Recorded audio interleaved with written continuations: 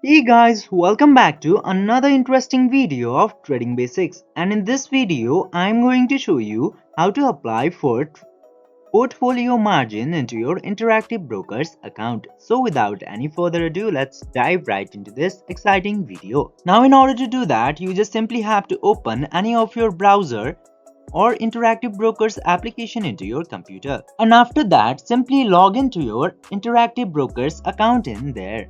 And after that, this home page will open up. Now the important thing here is if your account is new, you can activate portfolio margin into while opening the account. But if your account is the existing one or old, just simply search for account type into this search tab and go to the account type in tools and features, and into there you can apply for the portfolio margin. I hope this video was helpful for you. If yes, don't forget to like, share and subscribe to the channel to never miss another update. Thank you for watching the video.